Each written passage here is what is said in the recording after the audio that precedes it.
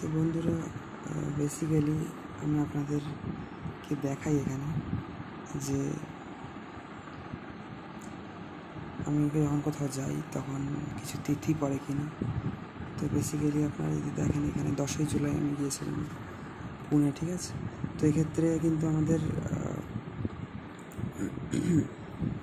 9 তারিখ রাত্রি বেরিয়েছিলাম আমি, ধরতে গেলে 10 তারিখেই বেরিয়েছিলাম। তো 10 জুলাই ছিল বৃহস্পতিবার আর শনিবার দুরন্ত চলে, হাওড়া পুনে দুরন্ত এক্সপ্রেস। ওই দিন পূর্ণিমাও ছিল, ভোরবেলা উঠেছিলাম 10ই জুলাই।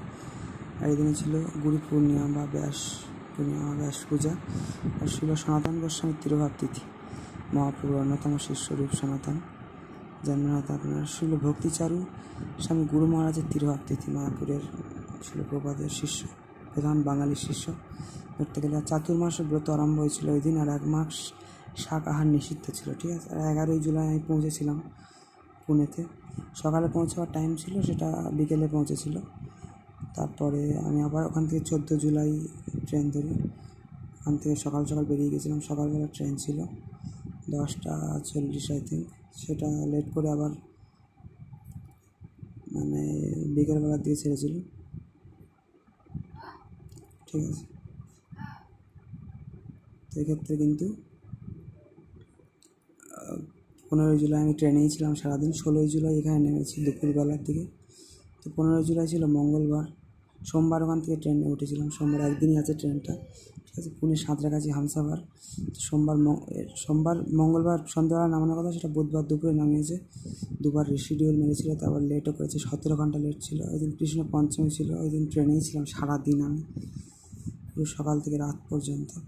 আর ওই দিন ছিল গোপাল ভট্ট গোস্বামীর তিরোভাব তিথি ছিল, ঠিক আছে।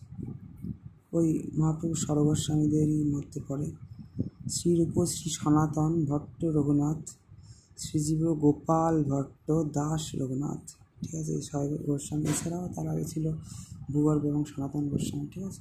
তো আপনারা এরকম আপনাদের বিভিন্ন তিথি দেখতে পারেন, ঠিক আছে, এই সমস্ত বইয়ের মাধ্যমে।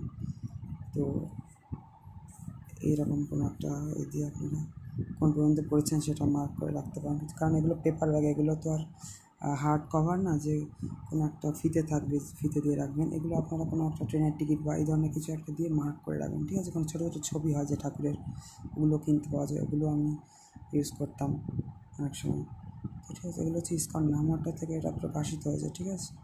আমি এবার আগেরবার তো বৈষ্ণব পঞ্জিকা ইস্কন থেকে কিনেছিলাম, এবারে এই ইস্কনে পাইনি, শেষ হয়ে গেছিলো, প্রিন্ট হয়নি তখন আমার, ওই জন্য গৌরী মঠ থেকে কিনেছিলাম এবং সেটা পড়েছিলাম। তবে ইস্কনেরটা পড়ছি এখন, ঠিক আছে। সব বই আমার পড়া হয়ে গিয়েছে।